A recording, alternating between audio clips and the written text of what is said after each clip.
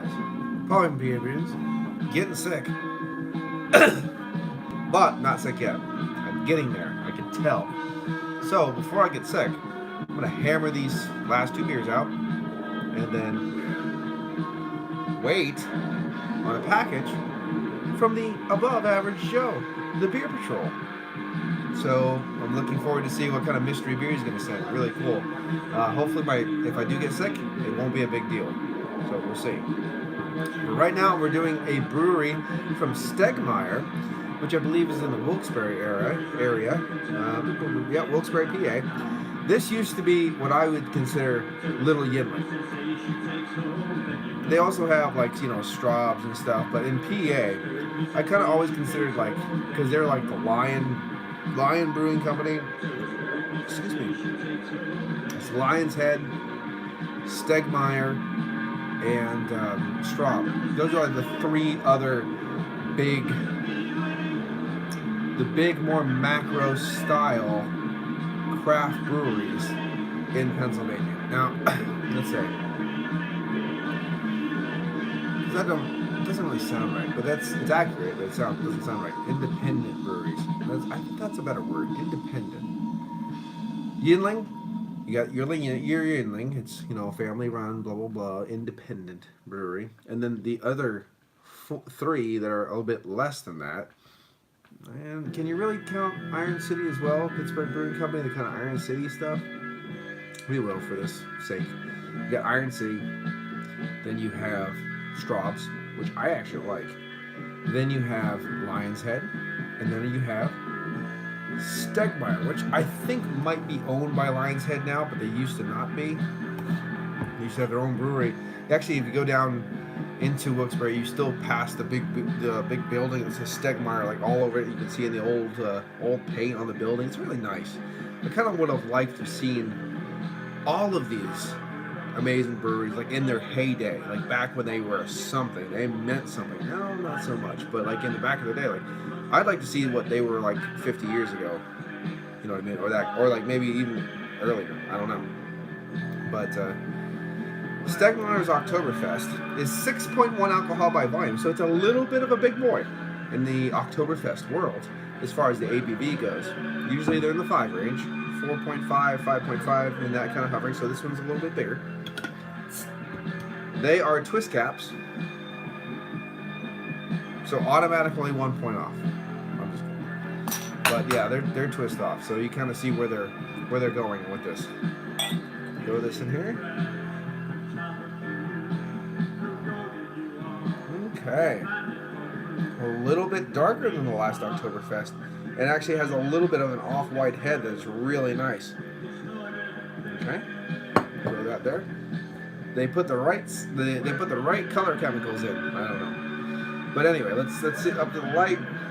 Definitely amber, ruby hue, copper coin, amber hues would say. Riding up with a nice firm carbonation. Not too crazy of a carbonation, but firm. Little creamy head on the top, slightly off-white.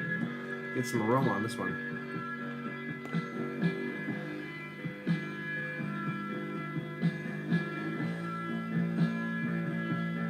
A little earthy, a little spicy, copper coin and caramel.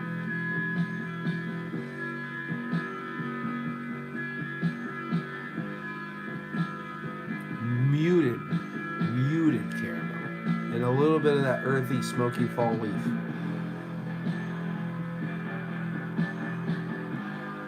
But the nose, excuse me here, the nose is a bit muted.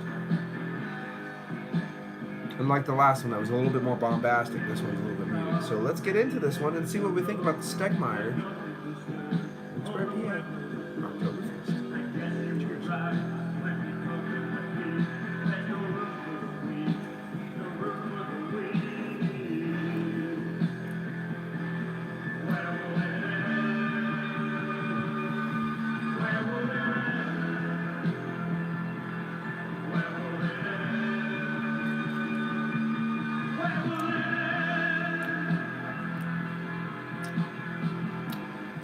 Muted. I will say muted, but soft hints of caramel, soft hints of breadiness, very creamy, surprisingly creamy. A low side of a medium body, surprisingly creamy. Hints of earthiness, hints of that fall leaf kind of character, ending with some nice copper coin earthiness. Nothing offensive, absolutely whatsoever. Sizzling carbonation. The carbonation could be a little bit lower for me because it will induce the burps.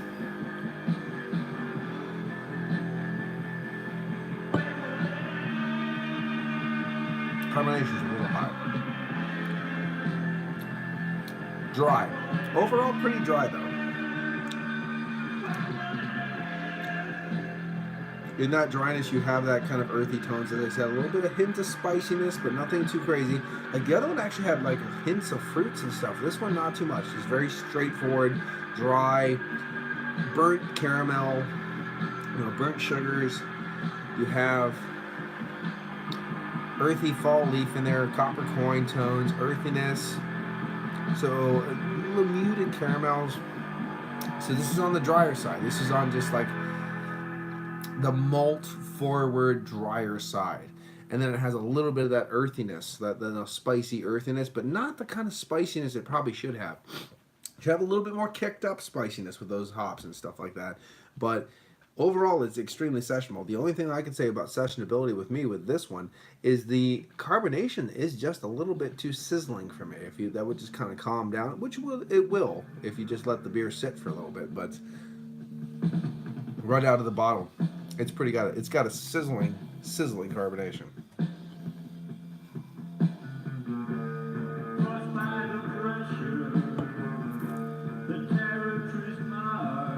Yeah, it's got a firm carbonation. Not overblown, it's not blowing your mouth up, but it's definitely there. Would definitely be belch-inducing, if you know what I mean. But it's a standard. It's standard. It's not as nice as the one I just had. Yo, damn notifications. I mean, what the hell? There's gonna be one more after this, Craig, so just keep notified. But it's not bad. And that's the thing about Stegmaier. They're not good. If you know what I mean. Like, they're just not like a great brewery or anything like that, but at the same time, they're a hallmark of Pennsylvania. They're a hallmark of the brewing industry. They're standard. They're very, very dependable, I guess you'd say, like Straub's. Straub doesn't make bad beer, and neither does Stegmaier. Lionshead does. I know that, but it's like one of those things. I don't know how to describe it. I mean, Craig, I'm sure there's. I mean, I drank a lot of traditional cask ale when I was in England, so Craig knows of breweries that aren't great, but aren't bad, but aren't really that good. But you go back to them again and again because they're consistent. They make way better beer than macro beer, but at the same time, they don't make amazing beer. That's Stegmaier. That's Straub's too. Actually, the one thing they did do, just steady. Excuse me, just steady. It's a steady beer, steady on. Excuse me. Straub's actually made the whole craft beer thing kind of blew up in PA. And the next thing you know, these tried and true breweries that only made like 3 beers their whole life started making IPLs and double box and alt beers, but I loved it. It was like, oh, it's so funny watching these guys try to pull the money out of the pockets of the craft beer consumer, but at the same time, I want to see what you guys do. You're going to do traditional styles. You're going to make an IPL, but a traditional IPL, so it's going to be like mostly English hops and stuff like that. But they did a good job. Straub's did. I had their IPL, or I think their IPA, and it wasn't actually that bad, but it was very traditional.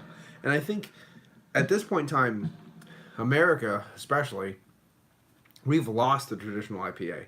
There is still a lot of traditional IPAs that I can go over to England and stuff like that, and I have. You can still have a very traditional IPA, the way it was originally brewed in England.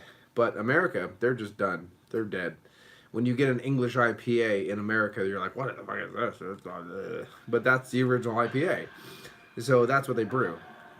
And they do a pretty damn good job at doing it, too. Again, but they're kind of macro. in their own their mindset. They have twist off caps. They have that forced carbonation that's just a little bit too much, because you're supposed to drink ice cold. You hate over hopped IPLs.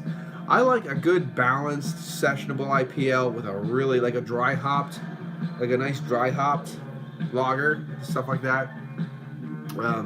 You don't want it too in your face, too abrasive, because it ruins the idea of the lager. You want everything to blend evenly with each other, have a beautiful floral note and a beautiful fruited note, and then kind of blend with that base malt and then blend right out, and then you can just keep drinking and drinking and drinking. That's a good IPL. But these breweries, Straub's and Stegmaier, you want it all. Yeah, exactly.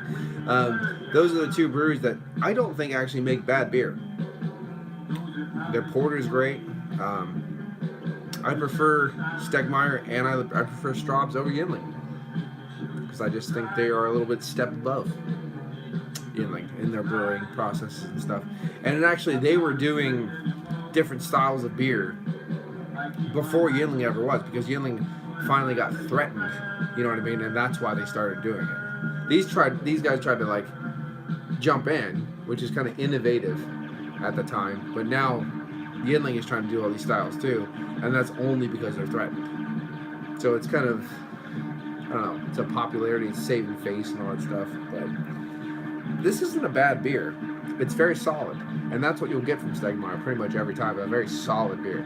So I'm going to give it a 7.5 out of 10. It's a solid Oktoberfest.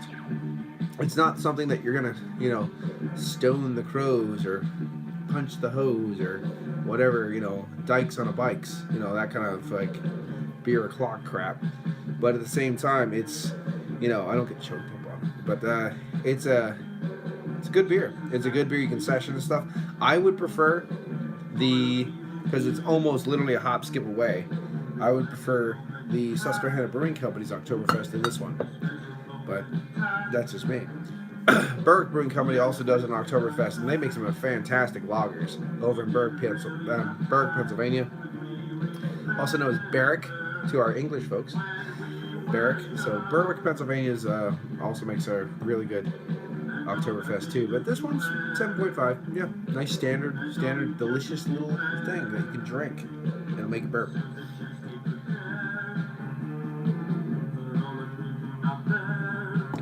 And it's probably sitting about 50 degrees, 55 degrees. So at room temperature, super easy to drink. There absolutely isn't any faults. There's no faults. No. There isn't any faults. Let's try to use English.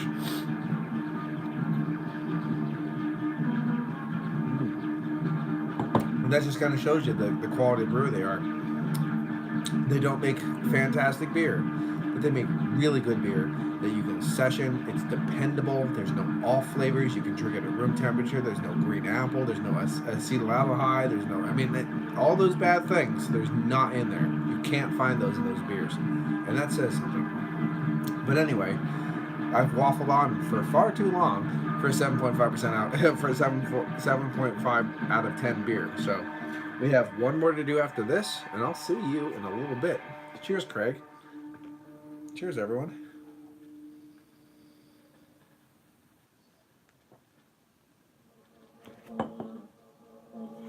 Bye-bye. Watch that finger. Cheers. Be back in about 5 minutes.